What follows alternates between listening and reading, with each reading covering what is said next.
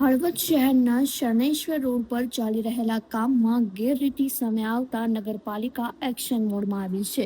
શરણેશ્વર મહાદેવ મંદિર પાસે થઈ રહેલું હલકી ગુણવત્તાનું પીસીસી કામ ચીફ ઓફિસર તુષાર ઝાલોરિયાએ સ્થળ તપાસ કરી તાત્કાલિક તોડી પડાવ્યું હતું. પાલિકાએ કોન્ટ્રાક્ટરને નોટિસ ફટકારી ઝીરો ટોલરન્સ નીતિ જાહેર કરી છે. ચીફ ઓફિસરે સ્પષ્ટ સંદેશ આપ્યો છે કે વિકાસ કાર્યોમાં ટેન્ડરના માપદંડ મુજબ જ કામગીરી કરવાની રહેશે.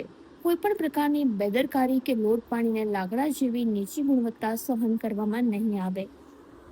જે પ્રેસ વાર્તા બોલાવવામાં આવી છે એ અંતર્ગત આપ સૌને અને આપના માધ્યમથી હળવદની તમામ જનતાને જણાવવાનું કે હળવદની જ્યારથી સત્તા નગરપાલિકા જ્યારથી બની છે અને આ નગરપાલિકા દ્વારા અલગ અલગ પ્રકારે વિકાસના કાર્યો થઈ રહ્યા છે.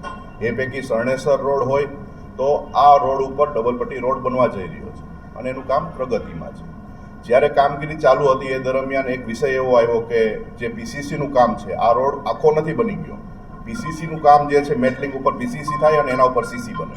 પીસીસીના કામ દરમિયાન જે રેતીની સાથે જે એજન્સીએ ભૂકી નાખી હતી, જે મેટલ આવે તે જ્યાં રેતી નથી મળતી હોતી ત્યાં એ લોકો ભૂકી નાખતા હોય છે.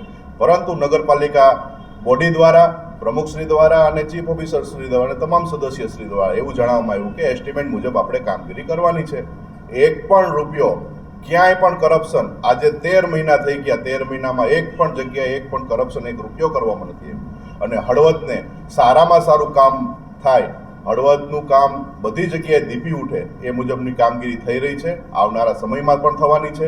આ જે તોડવામાં આવ્યો છે રોડ, તે હળવદ નગરપાલિકાની ચૂંટાયેલી બોડીની સૂચનાથી તોડવામાં આવ્યો છે, નહીં કે કોઈના કહેવાથી.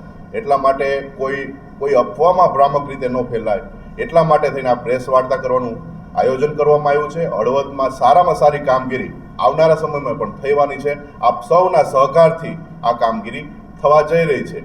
ક્યાંય પણ કોઈ કોન્ટ્રાક્ટરો કોઈ પણ પ્રકારની ભૂલ કરતા હોય પણ તમારા પણ ધ્યાનમાં આવે તો હળવદ નગરપાલિકાના તમામ સદસ્યશ્રીનો, ચીફ ઓફિસરશ્રીનો, એન્જિનિયરશ્રીનો પણ સંપર્ક કરો અને ધ્યાન દો. અસ્તુ. ભારત માતા કી જય. મુખ્યમંત્રી શહેરી સડક યોજના અંતર્ગત વડથી શરણેશ્વર મહાદેવ મંદિર સુધીના જે રોડનું કામ ચાલુ હતું, આ કામગીરી દરમિયાન જે પીસીસી કામમાં રેતી અને રેતીની સાથે થોડા પ્રમાણમાં ભૂસી મિક્સ કરી અને પીસીસી કામ કરવામાં આવતું હતું.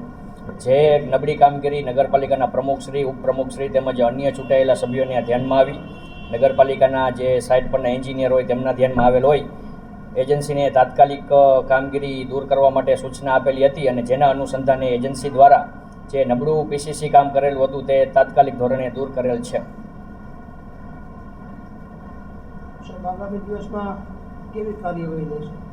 આગામી દિવસોમાં પણ નગરપાલિકા હસ્તક તમામ કામ ચાલી રહ્યા છે તે તમામ કામ ઉપર વ્યવસ્થિત એન્જિનિયર હસ્તક દેખરેખ રાખવામાં આવશે અને તમામ કામ જે ટેન્ડરની શરતો અને સ્પેસિફિકેશન છે તે મુજબ વ્યવસ્થિત પૂર્ણ કરાવવામાં આવશે.